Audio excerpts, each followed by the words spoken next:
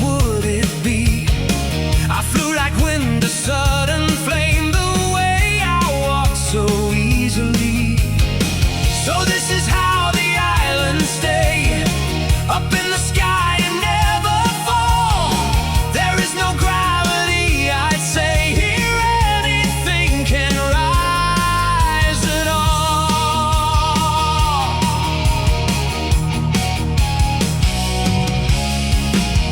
So I kept thinking to myself, while watching islands in the blue, and nearly I forgot my quest. There was something I must do, like fish that swim in silent seas. I felt within that weightless air. I drifted through it with such ease and started searching everywhere, but nothing there I ever found in that unending silent space. And then I thought I'd look around the islands drifting in that place. I flew into a nearby land and started looking all around. A sudden chill ran through my back from what I saw upon that ground. A crowd of people I could see, all walking there with saddened eyes. What could have happened here, thought I? What sorrow here beneath the skies?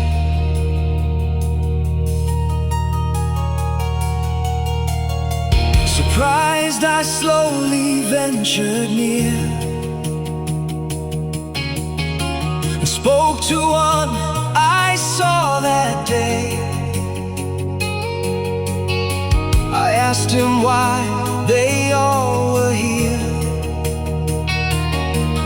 and this is what he had to say. This world is not the world you know. It lives beside your own unseen.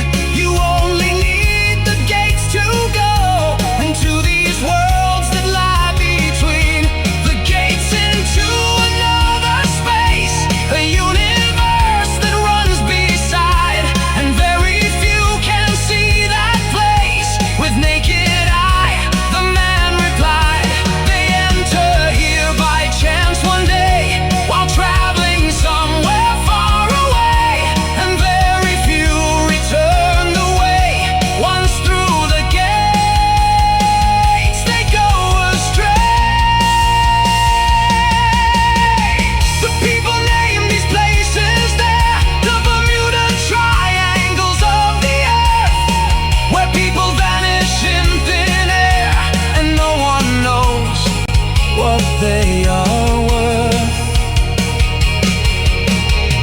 I thank the man with all my heart, and to another isle I flew, to find my friend's lost love, to start my searching there, the whole world through. But though I searched the floating lands that hung like stars in silent air, I never found her, though I planned. Just foreign crowds were everywhere. And then I thought, it's time to go. No use to search forever here. I must return to a world I know, the place for me that's still so dear. Back to the place where I first came,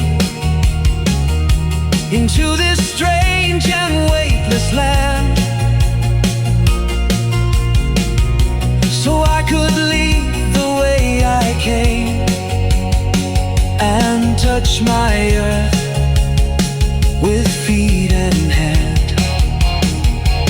I found the place just as before and shouted happily, oh yeah, at last.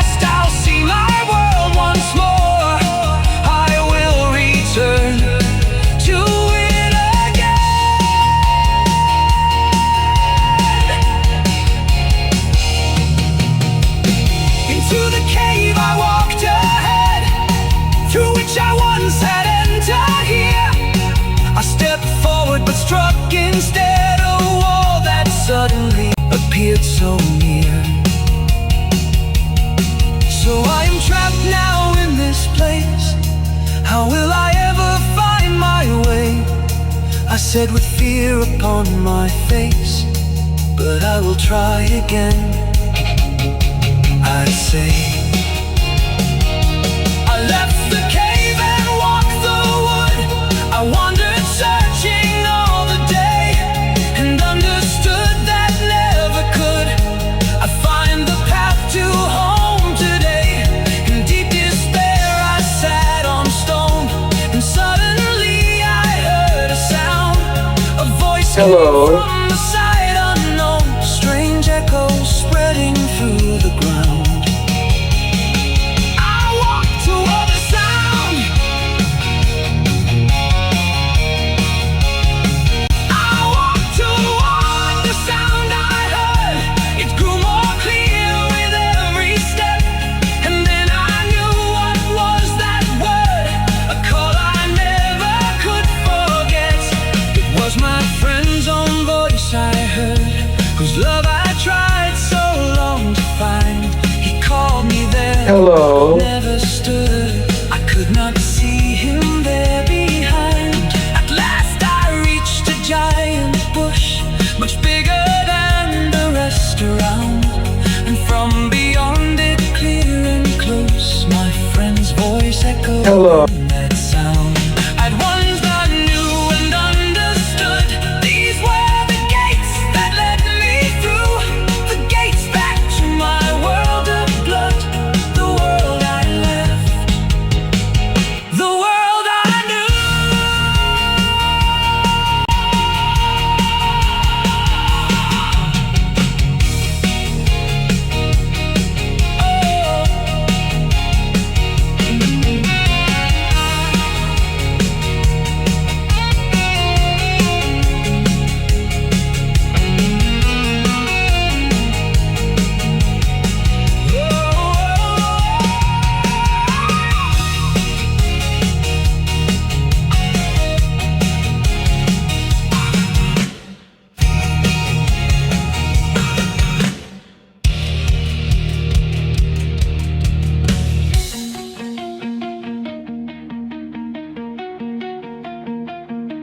At once I knew and understood.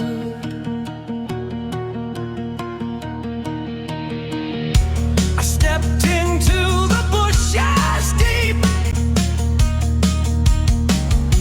and there my friend appeared in sight.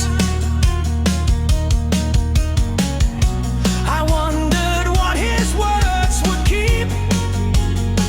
What would he say when we unite?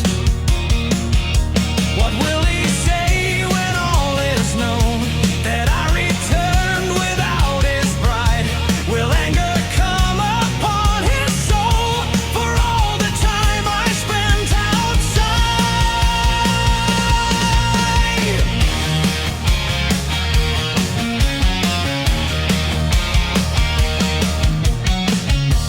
I told him every single part,